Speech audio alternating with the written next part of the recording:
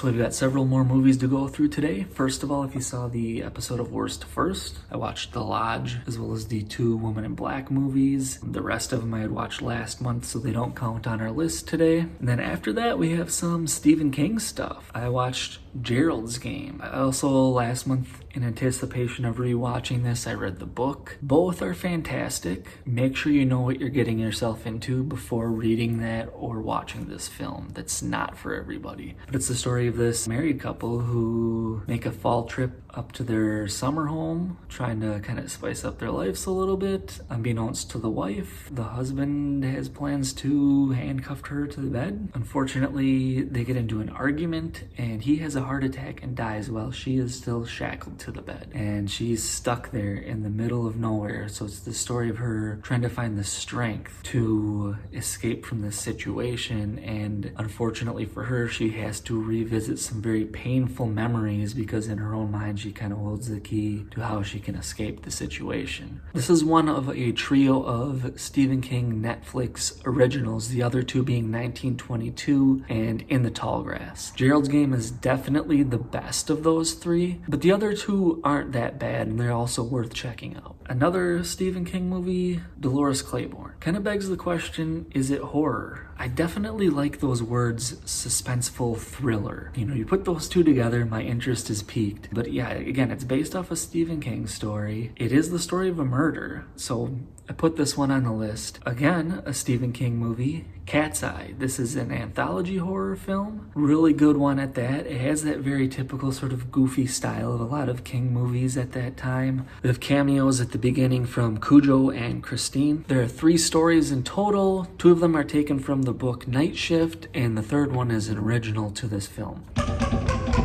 Okay, so after this, I watched all 5 of the Critters films. Where do they come up with this stuff? And I figured this will probably never come up on an episode of Worst to First, so I'll take this opportunity to go ahead and rank them. So the first one from 1986 spends about a half an hour introducing us to this family. It's time well spent. It really gets us acquainted with these characters, and it makes them more likable. It's reminiscent of other family horror films and science fiction films of the time, like Gremlins, Ghostbusters, that sort of thing. It's just kind of fun for the whole family, so to speak. So it has practical effects done by the Chiodo brothers, which sets the standard very high. You may know them from Killer Clowns from Outer Space. They also returned for some of the sequels as well. And Critters 2, the main course, followed a couple years later. This one also has some pretty impressive visuals. This one takes place during Easter, and people mistake these unhatched critter eggs for Easter eggs. So they start getting passed around town and painted and stuff, and that helps them spread. We get a bounty hunter. They can morph into whatever they see, and one of them transforms into a Playboy model. It gives us sort of this risque scene for a PG-13 kids film. I'll just leave it at that. It's not nearly as memorable as the original, but it does have a similar style of horror comedy, and I think it's a respectable follow-up. And unfortunately from there, the series would go downhill pretty rapidly. So the 3rd and 4th ones were actually filmed in succession, but I cannot for the life of me understand why, because they're not really connected in the least. You get this actor who plays the character of Charlie in the first 2, and his scenes are sort of bookending this movie. There's a little bit in the beginning, and then they just sort of shoehorn this scene into the end credits, which is actually just the first scene from the 4th film. So you see it all over again at that one. So the character of Charlie really serves little to no purpose in the 3rd installment, and then he returns as like a main character in the 4th one. So we get some mildly amusing scenes with the mischievous critters, and the 4th one is easily more suspenseful than the 3rd, but unfortunately the comedy is largely absent. In this one, it takes itself way too seriously. The set designs in this are pretty much garbage. The entire thing takes place in the future and in outer space. It doesn't look or feel very convincing at all. Honestly, for the original series, you can probably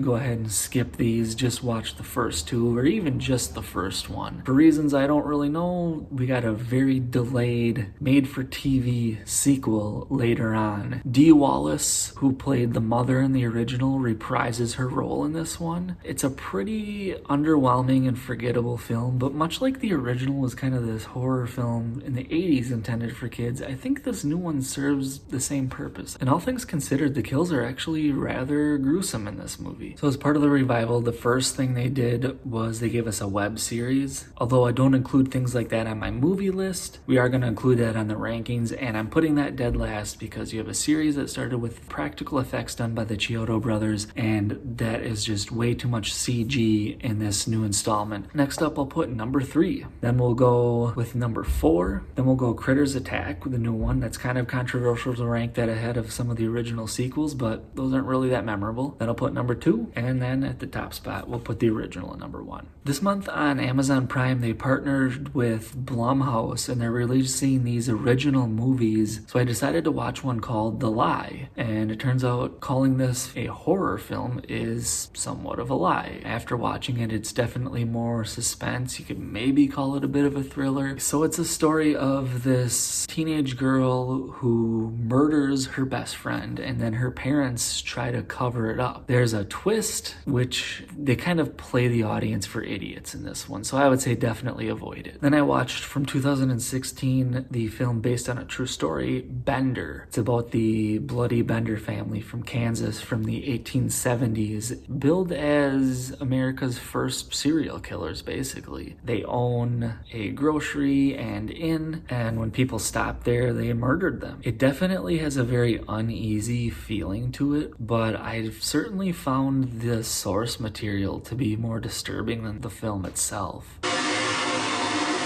Have you ever wondered what would happen if you took one part The Naked Gun and one part The Exorcist? Well, we actually got that. There is a film out there called Repossessed from 1990 starring Leslie Nielsen and Linda Blair. So this came out in between the first 2 Naked Gun films. Leslie Nielsen had established himself as this comedy star, and this is pretty much as expected. It's not really a comedy horror film, it's more so just a comedy that's spoofing horror movies. And then last but certainly not least, I watched a film called Gags the Clown from 2019. I am from Wisconsin, and the guys that made this are kind of these hometown horror heroes. They've been doing these movies, they film in local locations, they're from this area. So I don't know these guys personally, but I have met some of the people involved with these. I definitely root for them to succeed. But this is inspired by those creepy clown incidents that you see across the country where somebody dresses up as a clown and just sort of stands in